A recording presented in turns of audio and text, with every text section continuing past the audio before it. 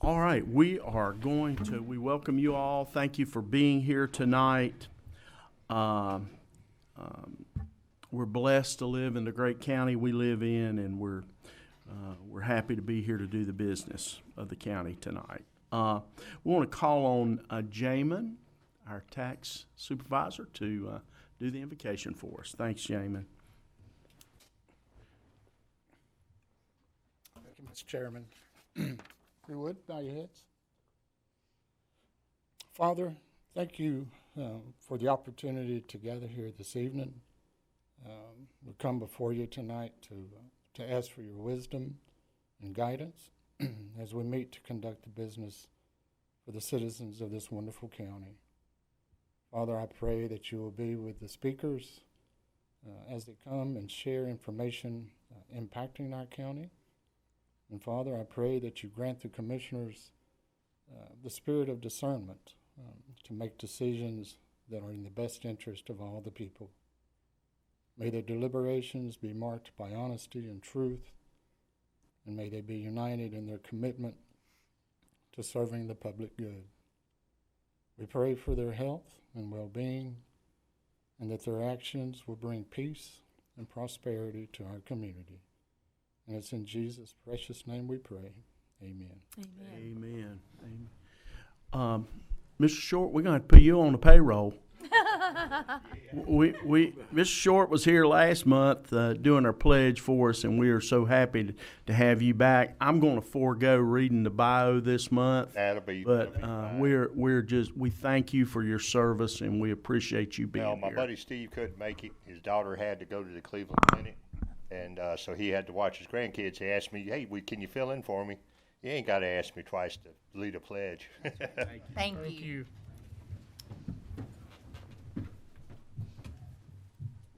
I pledge allegiance to the flag of the United States of America and to the republic for which it stands, one nation, under God, indivisible, with liberty and justice for all. Y'all have a blessed evening. Thank you, Mr. Thank Short. you. Appreciate you.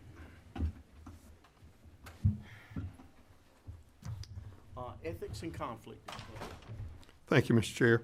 Pursuant to North Carolina General Statute 160A-86 and Davie County Board of Commissioners Code of Ethics adopted December the 2nd, 2019, I ask each of you before you adopt the agenda if there's any actual, potential, or perceived conflicts of interest with respect to any matter on the proposed agenda which come before the board for a vote tonight.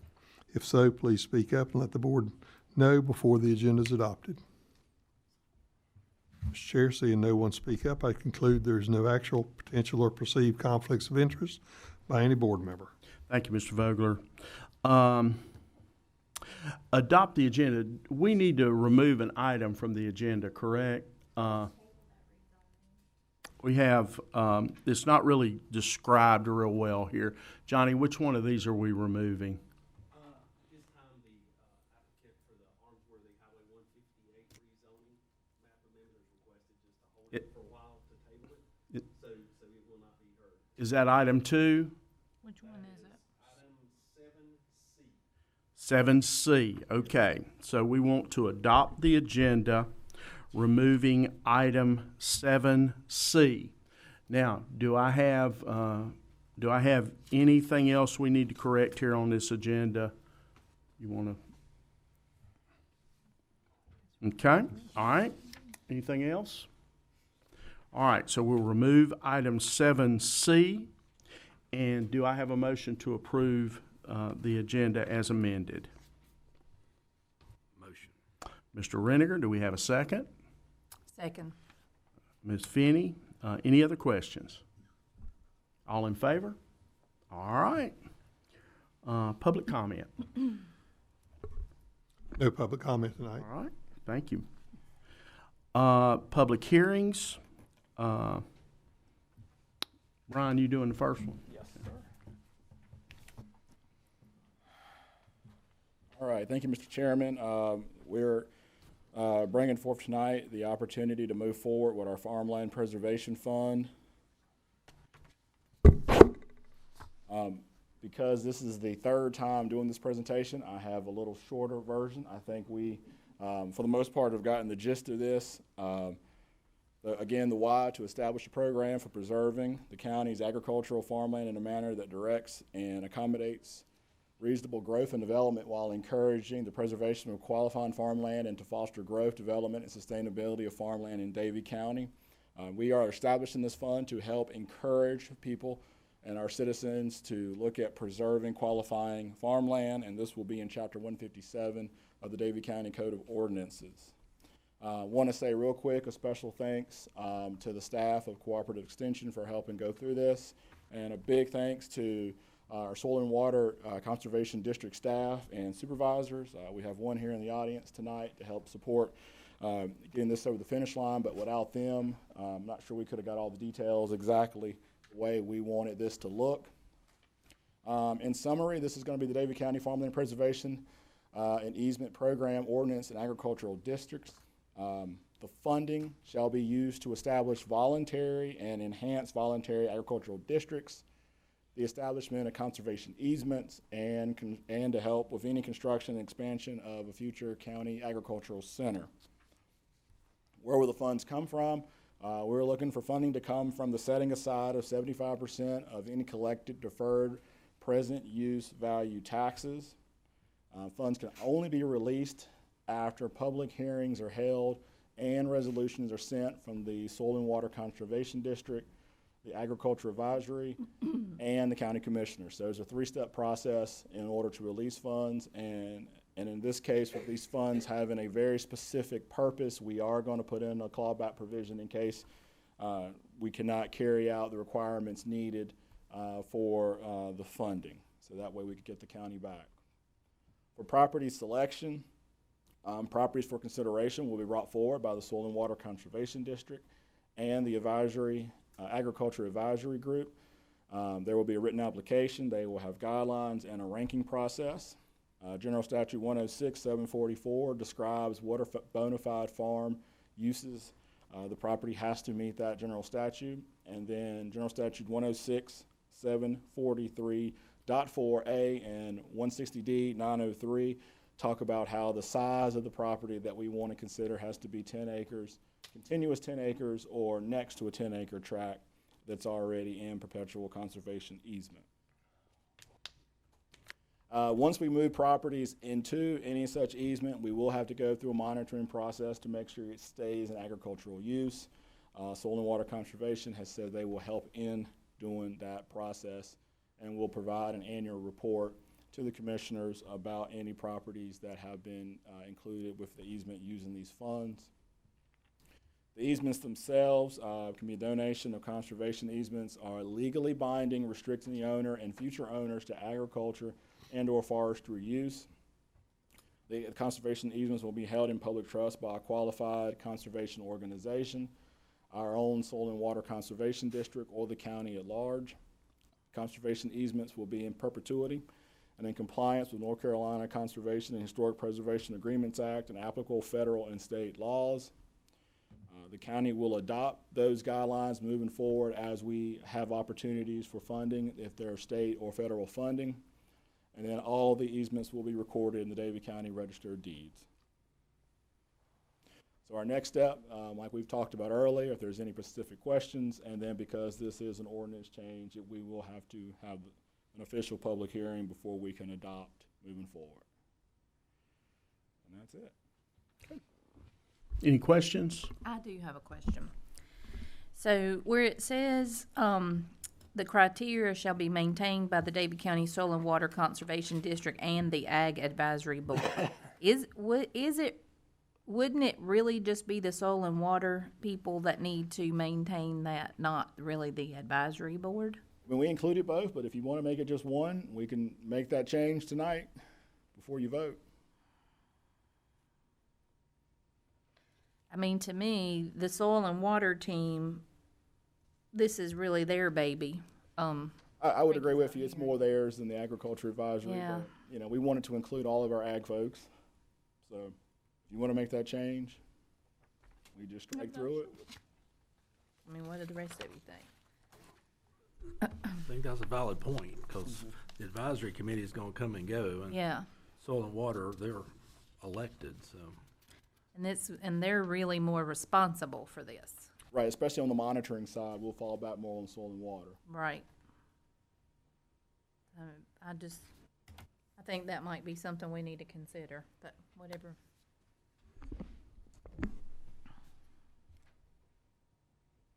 Any other questions? We can deal with that when we get to the, Okay. anything else?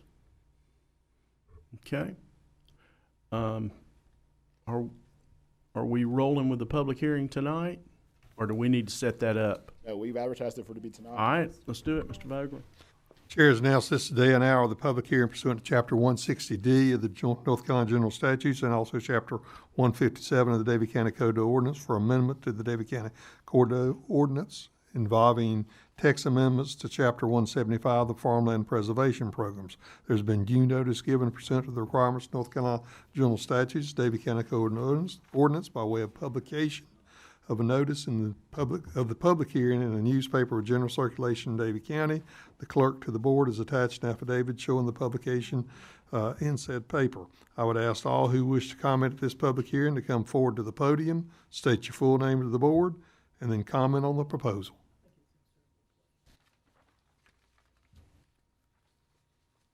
Mr. Chair, seeing no one come forward to comment, I'd now turn the public hearing back over to you as board chair to close the public comment section of the public hearing and provide the board the opportunity to discuss among yourselves what, if any, action you wish to take with regards to this matter. Okay. Do I have a motion to close? So moved. Ms. Finney, do I have a second? Mr. Poindexter? All in favor? Okay. All right. We will accept a motion. Ms. Finney? My motion would be that we approve the policy but remove the ag board from that decision-making process. I think with this being soil and water's responsibility and it comes to us, I don't know that we need that extra step.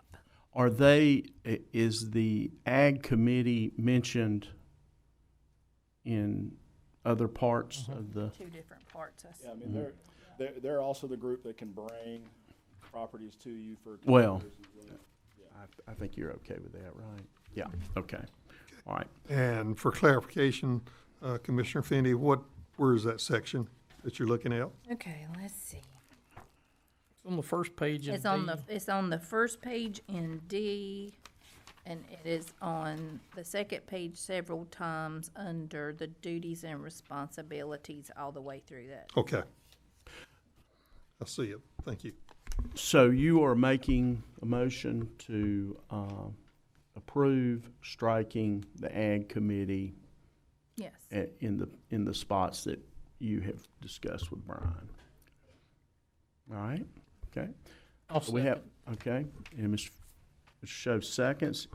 Any questions? Everybody got that on where we are on that? Okay, Karen, you got that? Okay, all right. Anything else? Any other questions for Brian? All right, all in favor? Okay. All right, we're unanimous. Thank you so much. Mr. Easter.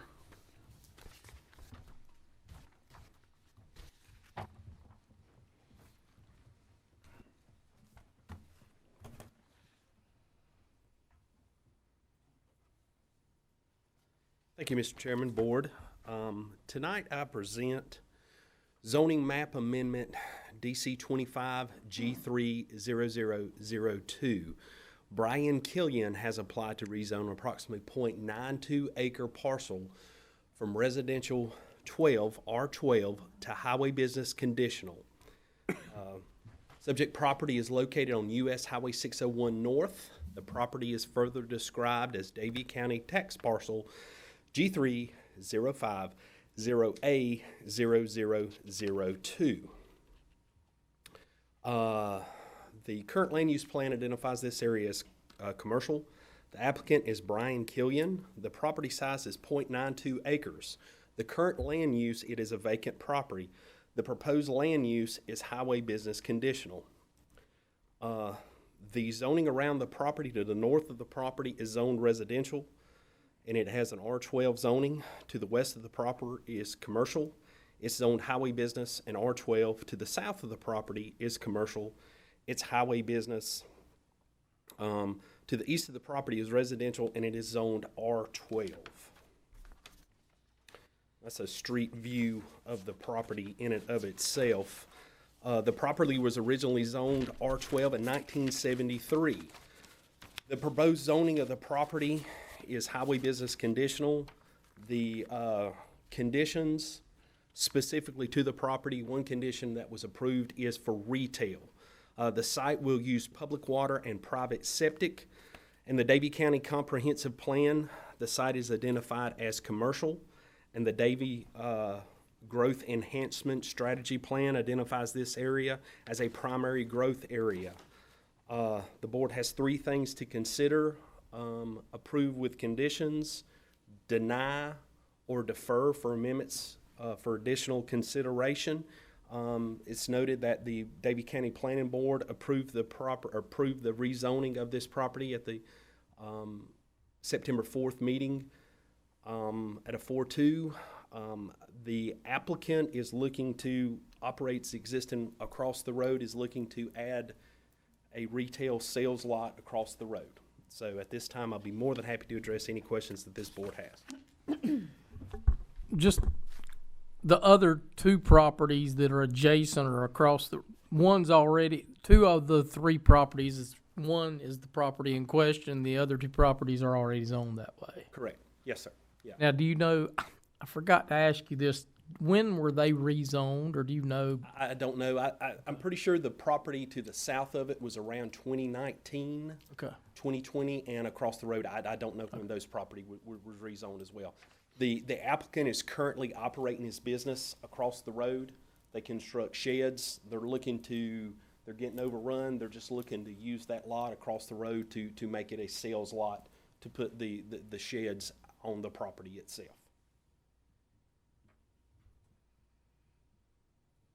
So they're basically wanting to have their business on both sides of the road. They're wanting to utilize the sales lot. In discussions with them, if they decide to put somebody on there, if they have somebody who has a sales lot, then they would have to build a building. That building would have to be NC, meet building code, handicap accessible restrooms, and all that at the time. Currently, they're just looking to put stock on that building, just to put, just almost like a sales lot, if you will. All things will be processed across the road. Do you have any information for us on the screening that goes around this property? I do. So I brought that. So the buffering that's going to be requiring is a type C buffering. It would only be required to the north and to the east of the property. The buffering is a 10-foot buffer. It shall consist of a row of evergreen broadleafs placed not more than 5 feet apart, which grow to a continuous head of at least 6 feet within 2 years of planting, and a low-growth evergreen shrub lawn, ground cover, or rock mulch covering with a balance of the buffer. So a 10-foot buffer to the north of the property and to the east of the property. So this being a conditional rezoning, you guys, if you want to increase the buffer, but both parties have to agree to the buffer with that. But yeah, those are the requirements of the buffer.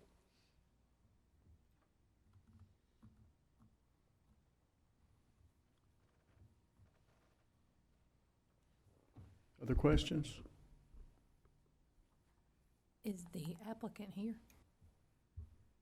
I do not see them. Other questions?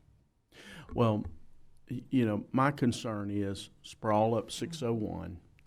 A major rezoning there to Cana Road, and it seems like we just continue to move. And so that's a concern I have. And it sounds to me like, and I'm not asking you to speak for the owner, it sounds to me like they're just going to use that as a storage lot for units that they have completed, not necessarily a sales lot. Correct. If they try to do, and we don't have, that's the nearest thing that fits the conformity in our zoning ordinance, right? The retail. So with outside, so in essence what that is, if they decide to put a sales lot and have traffic and all that, then they would have to put, and I've had discussions with the applicant, they would have to put a building in there, have to be ADA compliant, they would have to put a well and septic. They couldn't send people across the road. There is an allowance in the building code that allows an accessory structures in so many part, but not crossing the highway. I've already consulted our chief building inspector with that. So if they wanted to conduct sales over there, they would have to have a sales office over there as well. But at this time, they're not planning on doing that. They're just wanting to do, like what you said, just to put the buildings over there across the road. Personally, I think they need to just look for a larger space that accommodates their business rather than trying to go across a major roadway like that with, and us to have to rezone an area. Because I also am not interested in spreading the commercial property on up into our rural area up there. Okay. Any other questions for Johnny at this point? Okay, Mr. Vogler?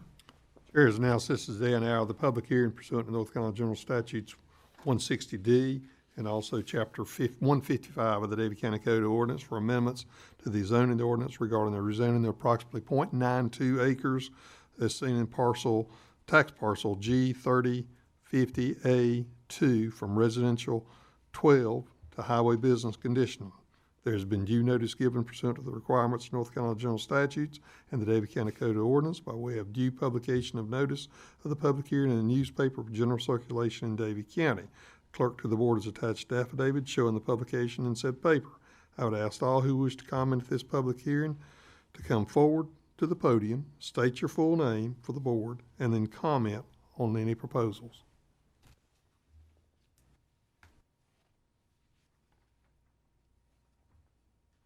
Mr. Chair, seeing no one come forward to comment, I'd turn the public hearing back over to you as board chair to close the public comment section of this public hearing. Provide the board the opportunity to discuss among yourselves what, if any, action you wish to take with regards to this matter. All right.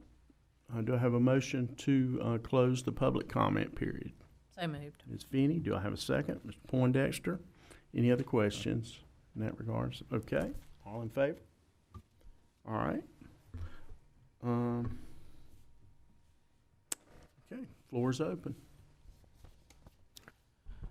I would just like to address the issue in this context.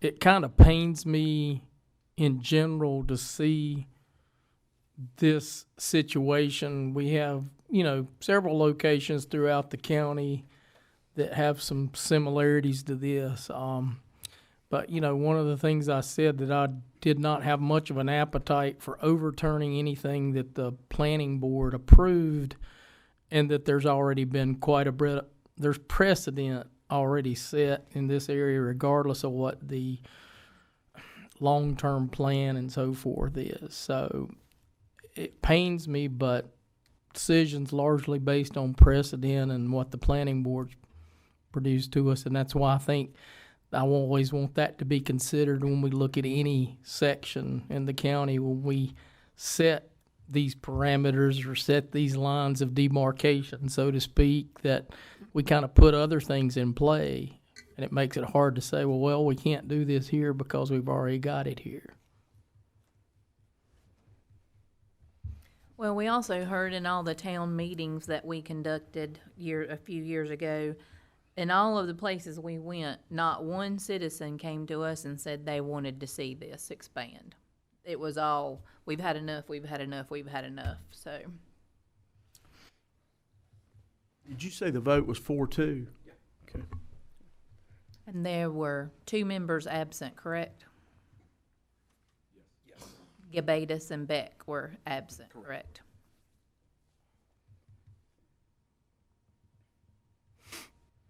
Other questions? The planning board, the 2 that voted against it, did they state why? Some of the same sentiment. I can't speak directly for them, but some of the conditions, questions that they raised were kind of the same thing about growth. All in all, not really emphatic about any specific instance, but just more about the overall expansion of growth and business uses throughout the county. Others? Well, the thing that bothers me just a little bit is in regard to the nature of what they're going to do here. You say we're rezoning it retail, but then in the same breath, and this is not your fault, we say, well, they can't do retail. They're doing retail across the street. This is just a spillover lot for inventory. Right. So what concerns me is, how are we policing that? How are we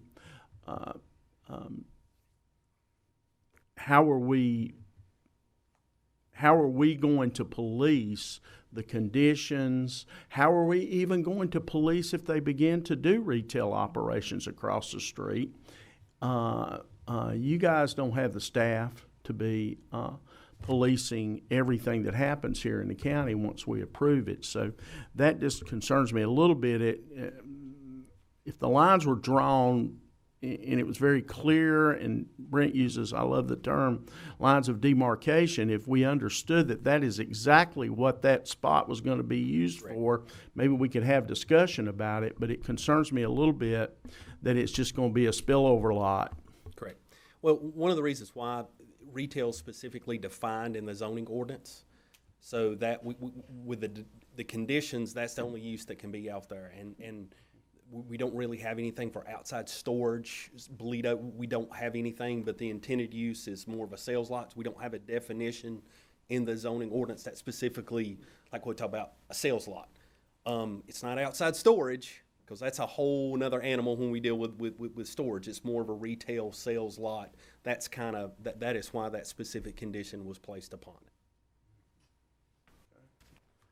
I do have some safety concern issues.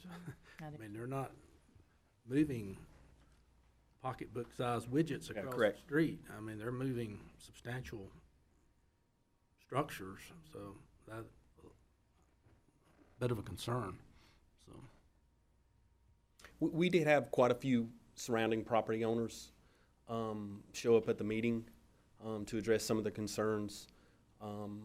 We did have some neighbor and property owners that spoke and were okay with it and vouched for them and being neighbors. So it was kind of no one specific, a lot of the issues associated with it. There were some questions about lighting, which that's spelled out in the zoning ordinance, some issues with traffic, some issues about buffering. So all those issues were discussed throughout the planning board meeting as a whole, from some surrounding property owners as well as, the applicants and some neighbors. Other questions? Okay. Floor's open.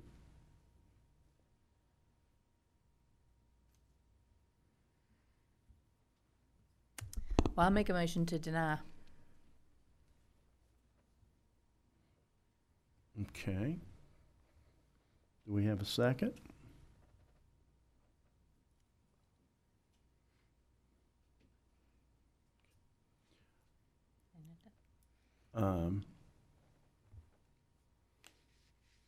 I will second that. I think it possibly creates a secondary vote, but I'll be glad to second that. Now, Mr. Vogler, is that proper in terms of the? Yep. All right. Okay. All right. We have a motion and a second to deny. Any questions? Johnny, if the owner, I guess, obviously he wouldn't, or he or she would not be wanting to do this unless they think this is going to be required for their business to expand, I guess. I think from conversations I've had with the applicant, I think they're just they want to kind of concentrate more on manufacturing and concentrate more on what they're doing and move some of that to give them more ability to move. I think the business conversations I've had with the applicant are growing. They're expanding a little bit more, so they want some more ability on the property where they're currently operating and kind of transition and get everything across the road. So that's what they're looking at. So they are growing. So they're building those buildings in that garage across the street there? Or that metal building? They're wood frame. I think the majority of them are wood framed and small. You know, just they're small. They're not very big at all. So I think do the manufacturing, and I don't know how intense and what all they do there, but I know they are growing, expanding, and looking to utilize the area across the road just specifically for storage. So it kind of concerns me for you to say you don't know exactly what they're doing there, just so you know. Well, well, That's not a good, Yeah. that's not a very good, well, well. that's not comforting Yeah, at all. they've already been in existing business there for quite a while, so Well, they haven't been there that long, and there's already 2 or 3 similar businesses within a 1 or 2 mile stretch there on that roadway, so. Okay. We have a motion and a second to deny. Are there any other levels of discussion in regards to that? Okay. All right. All in favor of the motion to deny? Okay. All opposed? All right. Okay. So the motion to deny has failed. Now, the floor is open for another motion.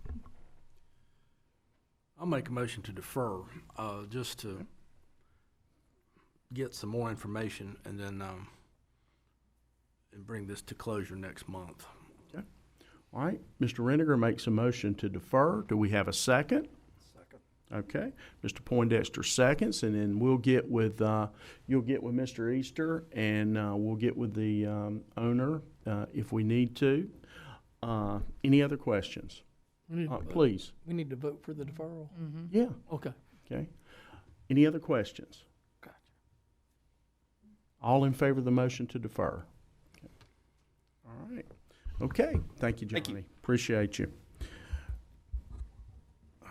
Consent agenda. Do I have a motion to approve? I do want to make Please. one question. If we move forward with the asset deletion, we can still make those vehicles available to fire departments if need be, correct, Brian? Is that going to be, or do we need to pull that and do it in a different fashion? That's okay? Yes, that's okay. We're going to give them first dibs, Brad? They'll still have to officially, if they want anything, have to request it through you all. We could probably do it on a consent agenda. If we do it in November, I think they're ready to make a request, so that'll be plenty of time. And if there's anything you don't want on consent, we can move to new business, but I think we can put it on consent for November. But moving forward in this present condition will not prevent them from getting first choice. That's, okay. All right. Please.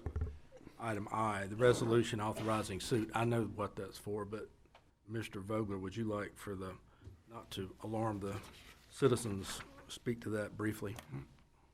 Well, we've got 5 properties currently that are in violation of the health code here in Davie County.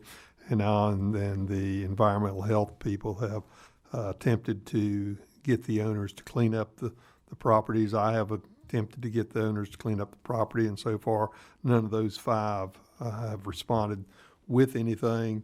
And in order to move forward, we would have to have authorization from this board before we can bring any sort of suits against any of these individual lots. Anything else? Motion to approve, or a motion to approve? Motion.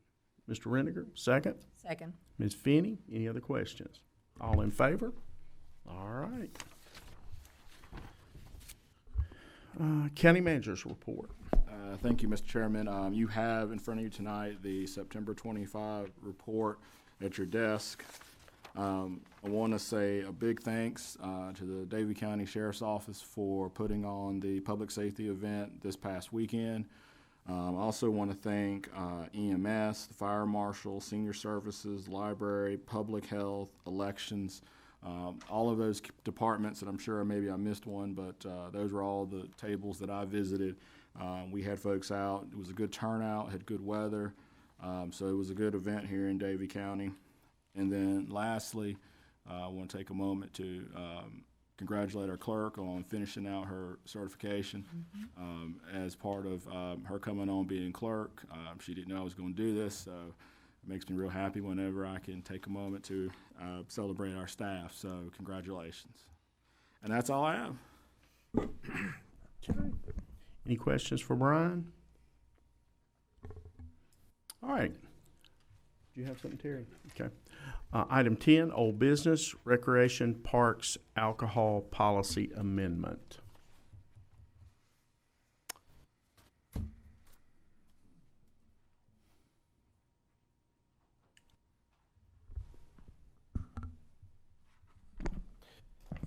Good evening, Commissioners, Mr. Chairman.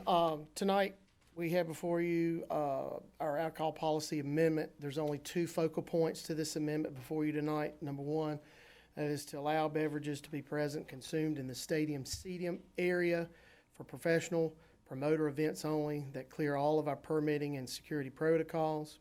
And number two, the amendment limits the seating in area in which beverages can be present or consumed to no more than 50%, which we do already. We just put that in writing for policy consistency across the board, whether an event is department-sponsored or non-department sponsored lease or rental. Three notables with this amendment. Number one, our team with the assistance of other department reviewers took a proactive approach to make a professional and sensible change to the policy for event applications which our team may receive in the future. Number two, the amendment has no major impacts to how our agency will navigate and manage the alcoholic beverage service program for our department-sponsored events or non-department-sponsored leases and rentals. And finally, as I stated a couple weeks ago in the workshop, since the policy's adoption, our team has successfully implemented and managed a successful alcoholic beverage service program for all of our department non-sponsored events as well as our sponsored events. That said, Mr. Chairman, I bring it back to you, discuss for any further questions to make any motions for the proposed policy amendment. Thank you, Paul. Questions for Paul? Question is, I want to make sure what we're voting on in this context. Are we voting only to expand the policy to the stadium area, and these drawings that we got are just hypotheticals in the future, or are we voting on the hypothetical nature of those? I just want to be real clear. So just on the amendment, the hypotheticals are currently what we can allow. Again, going back to your question about the gyms, we've already had one major business that has done a reception and community-wide event in which they had both the ABC program indoors. They shut it down. When they went to the community event, they went outdoors and had beverages served outside.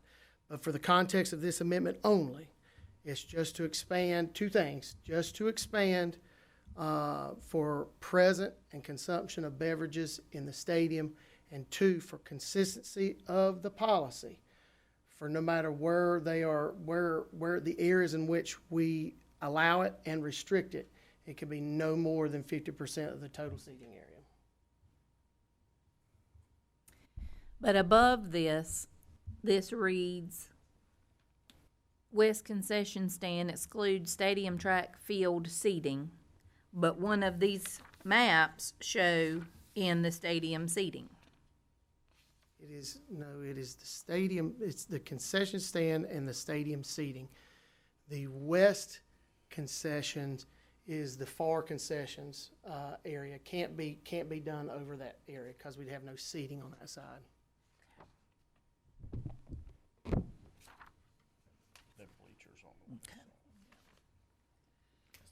Mr. Chairman, I don't want to belabor this any longer than we have to, but I would like to see some maps that are not just hypothetical, but are actual where things can be done, where alcohol can be consumed and where it absolutely cannot. Yeah. So for those examples right now, for example, the indoor, which was mentioned, that was what was used for Davie Construction and their indoor reception and their outdoor community event. The outdoor concerts map is the total seating area for our outdoor concerts. The meadow area was most recently our rodeo that we just had last weekend. The stadium hasn't been done yet, but it's clearly defined, as we have to do anyway. With any ABC permit, we have to provide a map clearly showing that delineated area. I would like to see one of those maps with all those on it that you just named off. Were they given out to everybody? So I printed off the ones that were in our packet, but I just don't think they're exactly what we thought we were looking for. So this map shows that the whole entire area in front of the amphitheater is alcohol allowed. I thought it was a beer garden area, just a small area. This shows everything in front of the stage, correct? It's the way it's been done since we've instituted our alcoholic beverage service program. What does not include is viewing area of the meadow, left, right wings, outside the splash pad, and the linear area along the school building. If you take all that area, which is roughly around 50,000 square foot, and the total inside area of the civic green is 48,125 square foot. So again, by our policy amendment, nothing changes there because the consumption area is less than 50%. It's probably 48 or 49% if you calculate that. So currently, you have allowed the consumption all in this area. Yes, and it's clearly defined and marked with signage for public entry and no authorization outside. And ALE absolutely loves. Am I the only person that misunderstood that? That thought, I mean, I've never thought that whole area in front of the stage was where the alcohol was allowed. I mean, I don't know. What I heard a while ago was this is hypothetical, these maps that we have. yeah, that's what. The only reason the maps were made in the first place, as again, not a part of the policy, was because we needed to see what areas could be up to and no more than 50%. So that just kind of shows you, it gives you clear, defined areas. If we had a scenario where a third-party lease rental is renting, and they wanted the total area, we could even cut that down even further. We don't, because it's been a part of our concerts since we've instituted or implemented our alcoholic beverage service program, as well as the indoor gymnasium. That was not a hypothetical, but that was an actual event, third-party lease event. We haven't had any department-sponsored events, but that was an area where they had to have delineated areas where they could serve alcohol inside, and then they had to shut it off, move that to the outdoor area. So those maps just clearly define why the 50%, to make it clear to you as a board, across the board, if we were to institute this, those might be hypothetical scenarios. So in other words, you could distribute alcohol in those areas. They're not Yes. hypothetical. Yes. You can. You can, as per the current policy, yes. In the parking lot. In the parking lot has been a part of that since the inception of the plan. I think there's the issue. I don't think and I will plead ignorance here. I do not believe that we've understood the significance of what has already been approved. And so I think that's something we may need to look at, or may need to have Paul bring back to us, is per Richard's comments here. Because I'm going to assume, Paul, that even on these maps that you've given us where you say they're hypotheticals, again, the distribution of alcohol is allowed in these areas. The presence and consumption could be, depending on the event. Again, we take each Well, and there's a difference in someone having a rodeo. I get that, or a concert, and someone having a wedding reception, or their business's Christmas party. They're not selling alcohol. They may be serving it. They can do both. Well, Limited special occasion permit and a one-time special event permit. I've dealt with it for 26 years doing these two types of permits. 16 years prior tenure, my other place of doing business, and in here too. So I mean, it's nothing new to me. And again, it's all about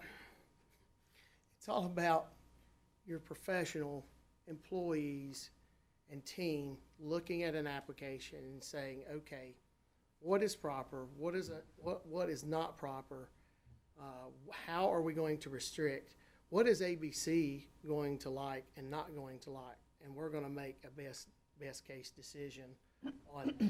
And even so, even if the map goes to ABC, they can further restrict that area of where alcohol beverages can be consumed, present, sold, even further. I have seen that before in my lifetime. So really, to me, it's not about any of those things. It's about protecting the liability of Davie County whenever we put ourselves in this situation. Yep. Because that is what is important to us and to the citizens of this county. And we will, And what is your mission statement at Davie Rec and Park? well, we're a viable department that's going to educate and maintain the, I can't remember right offhand, you caught me off guard. Again, I'm focused totally on this. But again, the current amendment as it states is those two things that I said, 50%, up to 50%, and allowing beverages to be consumed in the stadium following a professional promoter and that meets all of our criteria. Karen, can you pull up the mission statement? So, understanding the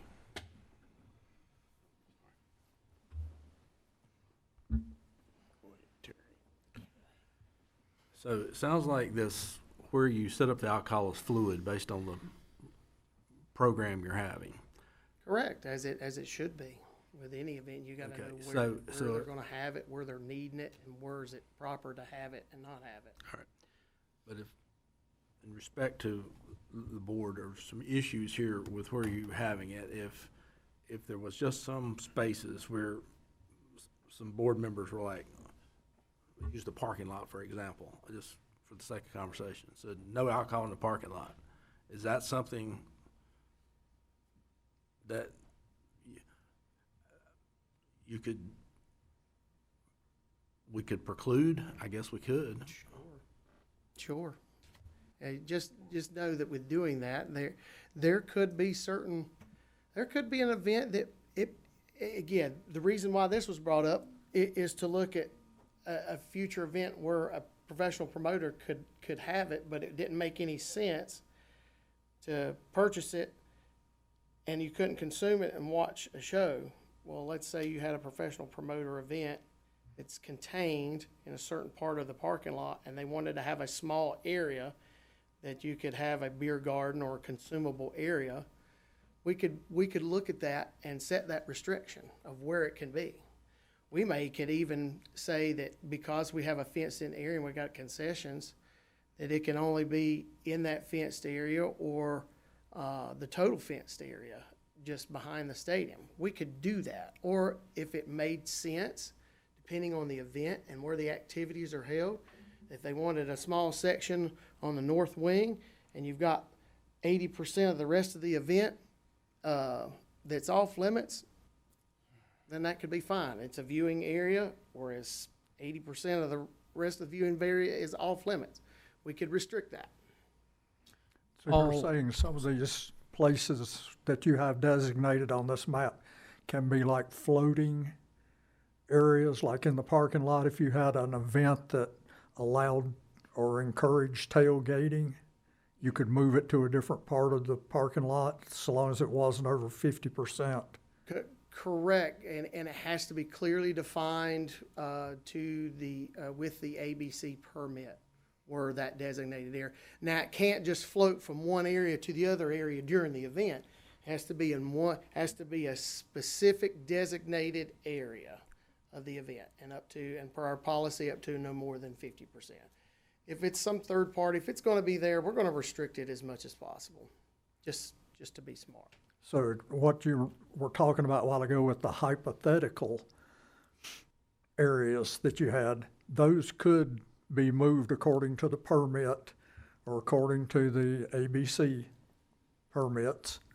Those could be moved somewhere else in that general area, not necessarily strictly what you've got drawn here. Okay, I'm beginning to get the picture. Thank you. Paul, clear up one thing for me. Indulge me. I'm confused in this context because I thought when I went to a concert that if I went and got a beer and brought it back, because out of my ignorance, that I would have been okay. But then I got to thinking, well, I thought it was restricted more. But when I look at the map, at least based on this out in front, I'm going with the amphitheater example. Mm-hmm. It looks almost like that area where I was sitting was fair game, and I thought it was all restricted to one area. So I'm still confused there. I'm not trying to be difficult. I'm confused. On that map, you see the green area. That is the area in which we have fenced off. It's clearly delineated, and there are only five entry and exit points of that delineated area, fenced area. At those entry points, which you don't see on that map, we just colored it green to show that's up to 50%. But there were 5 entry and exit areas. We have A-frame signage at those entry points. It says, public entry for families or alcohol consumption of alcoholic beverages. On the back side, it says, notice, no alcohol beyond this point. Outside of just the A-frames, we also use yard signs in between those entry points to have another red sign that says no alcoholic beverages beyond this point to clearly define that area. Paul, the reason I ask about your mission statement is because I just think most people in our county expect you to be doing what your mission statement and vision says and not be. We should not have been having all of these discussions around this alcohol policy. I just don't think that in our community park, this is the most important thing that needs to be going on. I mean, your mission statement is to enrich the quality of life in Davie County by offering exceptional recreational experiences through a diverse system of programs, events, parks, and cultural resources.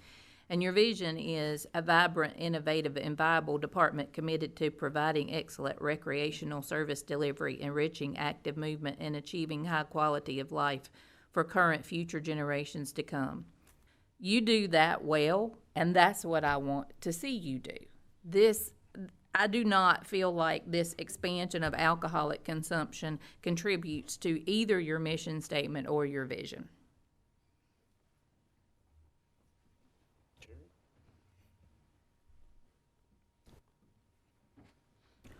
Other questions? Well, I agree with what Mr. Poindexter said. We don't need to belabor this. We need to vote it up or down, in my opinion.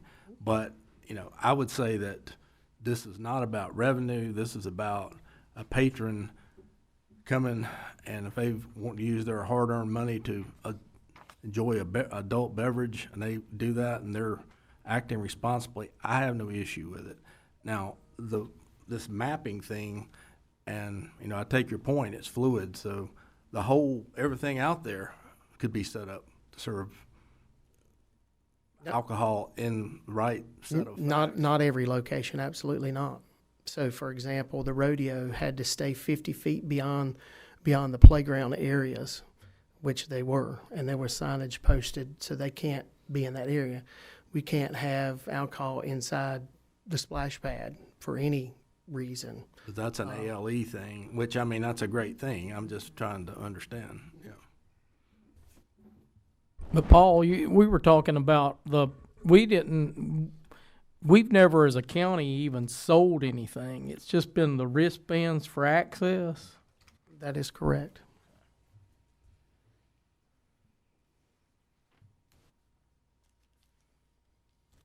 But I would assume if it's a county event, we're liable.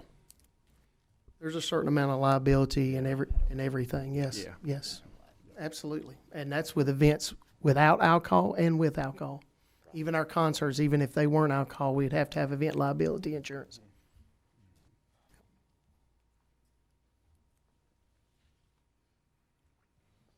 Anything else? Any other questions? Okay, all right. The floor is open for a motion. I would like to make a motion to defer this back to hammer out some details. I'm just going to throw it out there that way. Okay. Now, And I think there's just vagueness. I'm on the same page that Terry. If you come to an event, especially a promoter event, and you pay, say, $60, I'm just throwing out something to see something, and you want to consume a beverage, I want people to be able to do that. What I'm concerned about is that there's so much fluidity to this that I would like to see it as specific as possible. You know, I'm not sure that we need to have 50% even for that. You know, it might be 35, 40%. I don't want to get into splitting hairs, but I see some of the things being problematic, even though I support people being able to come to an event and drink a beverage of their choice. I didn't see any problem the other night at the rodeo I attended or anything, but I have issues with what we're looking at. are you going to make suggestions to privately to Paul and the committee, or do you have some specifics that? Yep. I can. I just, I just don't know that it doesn't seem like we're getting quite to the point that anybody that's even for it's totally comfortable voting for it. I hope I'm not speaking for everybody, but I feel like that's where we're at. Okay. So Brent makes a motion to defer. I would say within the context of that, Paul, if you could, I'd like for the alcohol policy as a whole, the whole policy that expands it basically, as Terry said, basically to the whole facility, other than what ALE determines is off limits. I'd like to see that, if you could send that to the commissioners within the context of what Brent's saying. So we have a motion to defer. Do we have a second? Second. Mr. Poindexter makes the second. Any other questions or suggestions to Paul and his committee? Well, I think there needs to be consideration of the policy about the parking lot needs to be clarified. Are we talking about designating a small area, as Paul mentioned, or are we talking about allowing tailgate, or what are we talking about? I think that goes back to the fluidity of the situation. I mean, it could be any or all the above. So, not sure how to get this thing off center, but anyway. Could we get this information by our workshop? Yeah, so I'm sure we can. Yes, sir. Yes, sir. Anything else? Okay, we have a motion to defer and a second. All in favor of the motion? All right, thank you.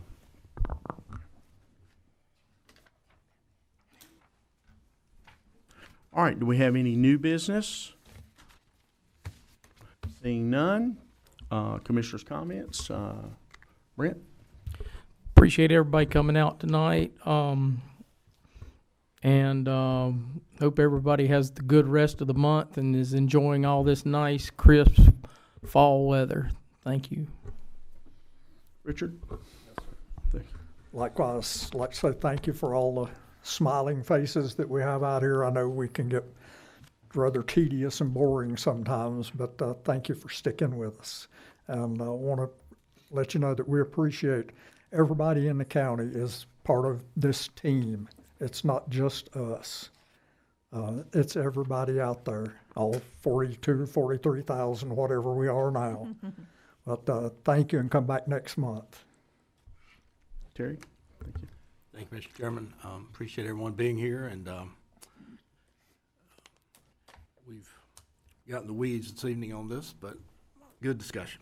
So on the alcohol policy, but hope you'll come back next month. It's always good to have see the same faces every month, but we appreciate you being here. So please come back. Thank you. Benita? Thank you, everyone, for being here. In the fall in Davie County, there is something to do almost every day. There's a fundraiser or an activity or an event, so we're always busy this time of year. I hope everyone will take advantage of everything that is out there to make this fall season wonderful. Thank y'all for coming. Thank you all for being here. We're going to go into closed session. I want to mention, but I do want to mention one thing because, and Benita deals with this constantly in her vocation, but good friend of the county passed away last week, just out of nowhere. So active in our senior center, just constantly doing something there. Gary Daly, just a wonderful guy, just a wonderful man, very involved in the county, very involved, as I said, in our senior center activities. And anytime you have a sudden loss like that, it really shakes a lot of folks. And so I asked you to pray for Gary's family, all the folks at the senior center who Gary interacted with constantly, and he will be sorely missed. Closed session. Thank you for condensing. Thank you. Closed session pursuant to North Carolina General Statute 143-318.11A5 to establish or to instruct the public body staff in terms of a contract or proposed contract for the acquisition of real property. Closed session pursuant to North Carolina General Statute 143-318.11A6 to consider performance, qualifications, appointment of public employees and public officers, not members of the board itself or any other boards. Do I have a motion to go into closed session? So moved. Ms. Finney, do I have a second? Mr. Reniger, all in favor? We will go into closed session. We'll be back here shortly.